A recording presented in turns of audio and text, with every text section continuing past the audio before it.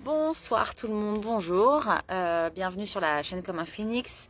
Je souhaitais depuis très longtemps donner mon expérience de la montée de Kundalini et encore plus depuis que je suis flamme jumelle et que j'ai orienté ma chaîne là-dessus. Pour deux raisons. Tout d'abord, si j'avais eu avant une vidéo qui expliquait ça, peut-être que j'aurais moins souffert. Mais heureusement, j'ai eu les appuis nécessaires au bon moment. Et puis surtout aussi parce que la Kundalini, tout le monde en parle comme un truc extraordinaire, tout le monde le cherche, tout le monde l'attend avec impatience, mais ça fait très très mal. Il y a deux sortes de Kundalini. Il y a la Kundalini, il y a l'éveil de la Kundalini lente, par petit à coup, qui peut durer des années. Mais moi, j'ai vécu celle... D'ailleurs, vous voyez, je suis presque émue en fait d'en parler, tellement c'est une période douloureuse pour moi. Je l'ai vécu le jeudi 8 février à 14 h, mon éveil de la Kundalini. J'étais dans un bureau, dans mon ancienne vie en fait. Et il était 14 h, c'est l'anniversaire de mon fils, du petit. Je ne sais toujours pas la relation aujourd'hui, mais bon, c'est ce qui s'est passé. Et en fait, je rentre dans le bureau à 14 h, à fond les ballons, j'avais plein de boulot à faire et tout. Je parle avec ma collègue de boulot, on met la musique pour préparer des dossiers un petit peu chiants, épineux. Et puis là, tout d'un coup, je sens quelque chose qui monte en moi. Alors, je ne saurais plus vous dire si c'était par les pieds ou par le coccyx. On parle plus du coccyx et je crois que c'est ça. Mais j'étais tellement choquée de ce qui m'arrivait que je ne saurais plus trop vous dire. En tout cas, ça partait d'en bas et ça montait jusqu'à ma tête. C'est comme si il y avait une énergie ultra puissante qui me montait en moi. Alors, et ensuite, j'étais paralysée. Alors, c'est pas la paralysie, ça s'appelle la parésie. Ça veut dire que on commence à plus sentir ses membres. Ce qui s'est passé en tout premier, juste avant ce phénomène d'énergie qui montait, c'est que j'étais peut-être au téléphone. Ah oui, j'étais au téléphone. Et en fait, ma main, elle a fait tomber le téléphone. Ce phénomène de parésie, c'est typique de la Kundalini, entre autres. Hein. Mais voilà, quand vous regardez tous les symptômes, ça en fait partie. Et moi, donc, déjà, je me dis, bon, qu'est-ce qui se passe ? Une semaine avant, je commençais à avoir des tremblements au niveau des lèvres, au niveau de la tête, je ne sais pas comment dire. Je sentais que je perdais un peu la boule. Enfin, je pensais que je perdais la boule ou que j'étais en manque de tension, quoi. Et donc, tout d'un coup, jeudi 14 h, paf, hop, ça monte. Tout mon côté gauche, il est paralysé. Et là, comme je commençais évidemment à avoir des amis dans l'ésotérisme et tout ça, la spiritualité, je pensais que j'étais possédée par un démon. Donc, je demande à ma collègue de réciter des Notre Père. Et donc, Notre Père qui est aux cieux, que ton nom soit sanctifié. Et là, je fais, vas-y, et moi, j'étais comme ça. Va-t'en, démon, va-t'en, démon. Les pompiers arrivent parce que j'étais donc dans un état pitoyable.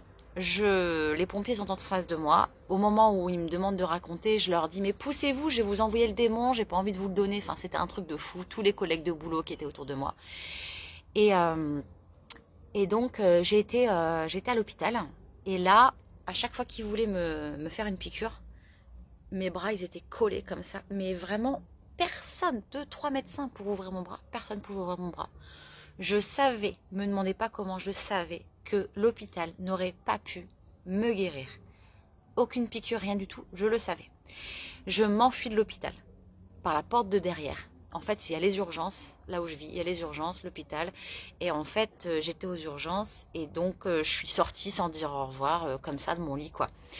Et j'ai appelé ma sœur, elle est venue me chercher. Alors elle, tellement flippée qu'elle m'a jetée chez moi, elle s'est barrée. Et c'est là que tout a commencé. Je suis arrivée chez moi, j'allais un peu mieux. Et tout d'un coup, j'ai commencé à sentir des mains qui me caressaient, qui me disaient « Coucou Caro, on t'aime, on est là ». Mais j'ai hurlé. Je suis partie sur le parking, j'habitais un peu dans la forêt avec plein de petites maisonnettes un peu partout. Je suis partie sur le parking pour attendre mon ex qui était à l'aéroport, donc j'ai attendu 2 heures en février, donc c'était super dehors.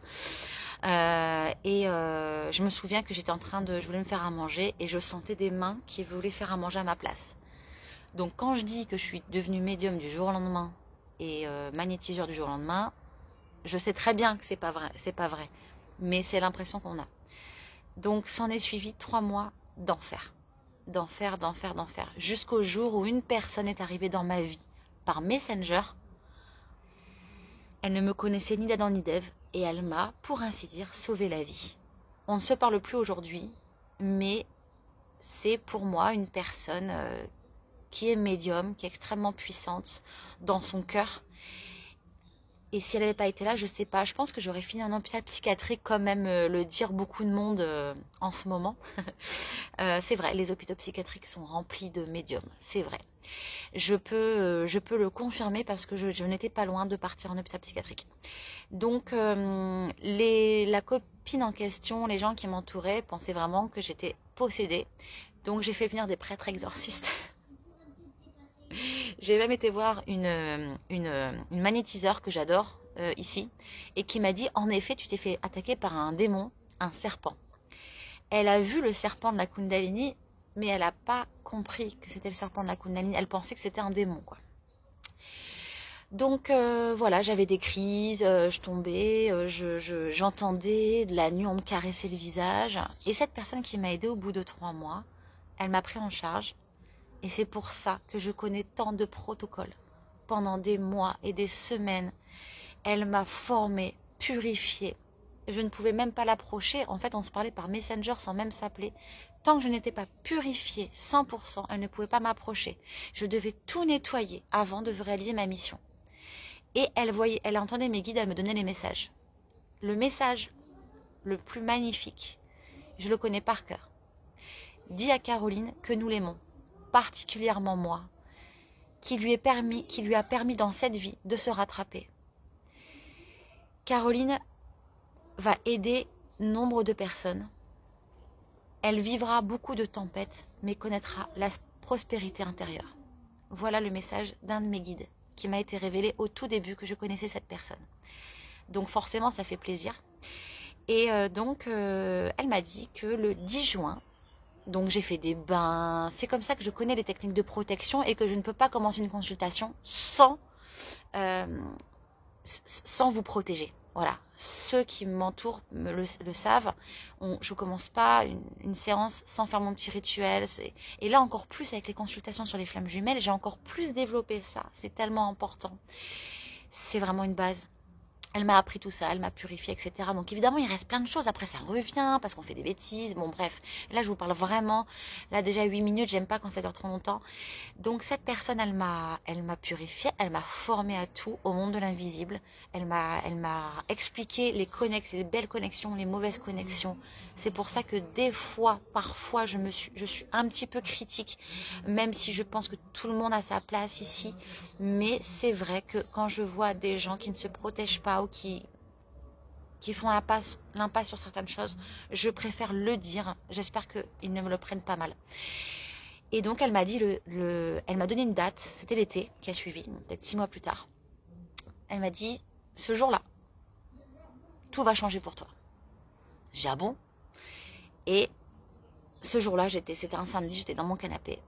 Et j'étais en formation, il ne se passait rien, quoi. J'avais des fois des trucs, j'entendais la nuit, on t'aime. Moi, je pensais que je me faisais attaquer. Elle m'a dit, mais tu sais, une attaque, c'est pas ça.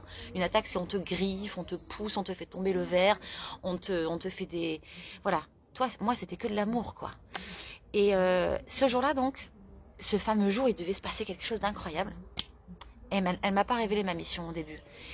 J'étais dans mon canapé pour faire une sieste, un samedi. Et là, je vois le fils d'une amie en hologramme devant moi.